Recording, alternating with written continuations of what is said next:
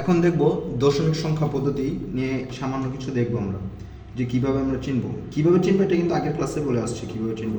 এখন দশমিক সম্পর্কে, এটার স্থানীয় মান সম্পর্কে আগে থেকে ধারণা আছে, আমি শুধু একটু টাচ দিচ্ছি। যেরকম 1 2 3 4 একটা সংখ্যা লিখলাম, মানে কত? 1234। এটা হচ্ছে একক স্থানীয় মান। 4 × 1 = 4। এটা হচ্ছে দশক স্থানীয় মান। 3 × 10 × 30 = 30। এটা হচ্ছে এককের শতক। 2 × 100 200। এটা হচ্ছে হাজারের স্থানীয় মান। 1 × 1000 1 2 3 1000। সবগুলো যোগ করলে 1234। এটা কিভাবে আসলো এখন দেখব।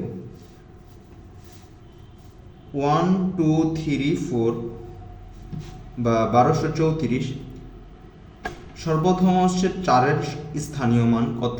একক।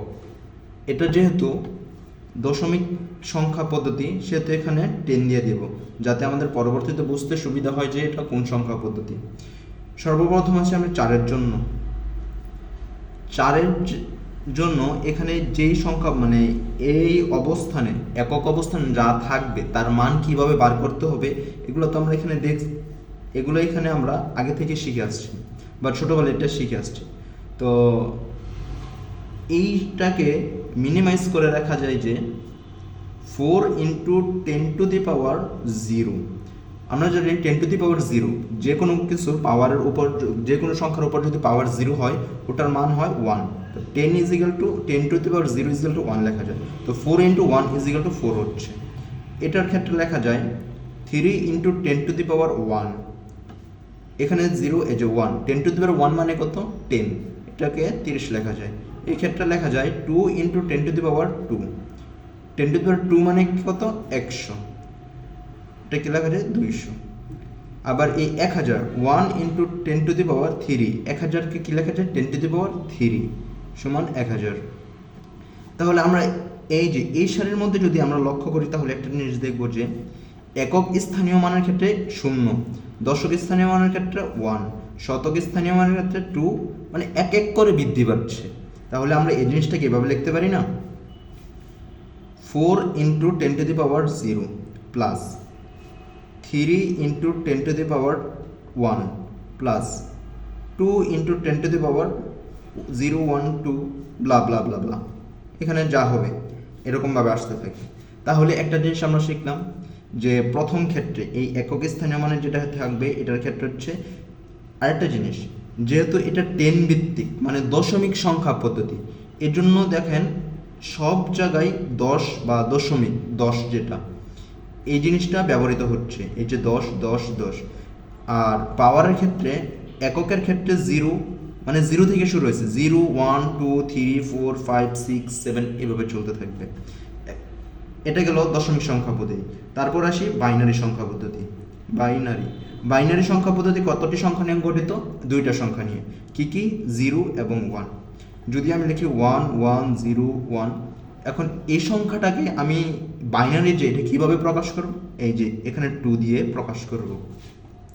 এখন এই সংখ্যার মান দশমিক পদ্ধতিতে, আমরা সাধারণত সব কিছুই দশমিক পদ্ধতিতে বের করে অভ্যস্ত। এখন এই সংখ্যার মান দশমিক পদ্ধতিতে কি হবে? অনুরূপভাবে যেরকমভাবে এই দশমিক সংখ্যা পদ্ধতিতে আমরা মান বের করছি, অনুরূপভাবে বাইনারি সংখ্যা পদ্ধতি একই রকম মান বার করব। যেমন এটা হচ্ছে মানে এটা বোঝার জন্য বলতেছি, এটা হচ্ছে বাইনারির জন্য একক স্থানীয় মান, এটা হচ্ছে একক, দশক স্থানীয় মান, শতক স্থানীয় মান, সহস্র স্থানীয় মান। তো একের জন্য কিভাবে আমরা লিখছি, এই যে এই লাইনটা আমরা একটু লক্ষ্য করি। এককের প্রথম যে সংখ্যাটা ছিল তার জন্য ইন্টু বেস। বেস মানে কি? এটা যেহেতু দশমিক সংখ্যা পদ্ধতি, এর জন্য বেস 10। আর এটা যেহেতু বাইনারি সংখ্যা পদ্ধতি, এটার বেস কত হবে? 2। তো 1 ইন্টু এই প্রথমটার জন্য লিখতেছি 1 ইন্টু বেস কত? 2। বেসের উপর পাওয়ার কত হবে? যেহেতু একক স্থানীয় মানে আছে, পাওয়ার 0 প্লাস এটার জন্য লিখব সংখ্যা কত আছে? 0 ইন্টু বেস কত? 2। একক, দশক বা 2 ঘর পরে এভাবে হিসাব করা যায়, এর জন্য 0 1, তারপরে কত? 1, এই যে এটার জন্য 1। ইন্টু বেস কত 2, 1 2 3 3 ঘরের জন্য বা 0 1 3 0 1 2 2 প্লাস তারপরে এটার জন্য কত লিখব 1 ইন্টু বেস কত 2 0 1 2 3, ঠিক আছে। তো 2 এর উপর কিউব দিলে 8 plus 2 square is equal to 4 plus 2 এর উপর 0 দিলে 0, তার 2 যে কোনো সংখ্যার উপর পাওয়ার 1 0 মানে কত 1, তো এটার মান যদি 1 হয় 1 ইন্টু 1 1, 4 1 9 8 9 9 আর 4 কত 13, তো আমি এই সংখ্যা সমান কত লিখতে পারি 13। কোন সংখ্যা পদ্ধতিতে 13 লিখতে পারি? দশমিক সংখ্যা পদ্ধতিতে 13 লিখতে পারি।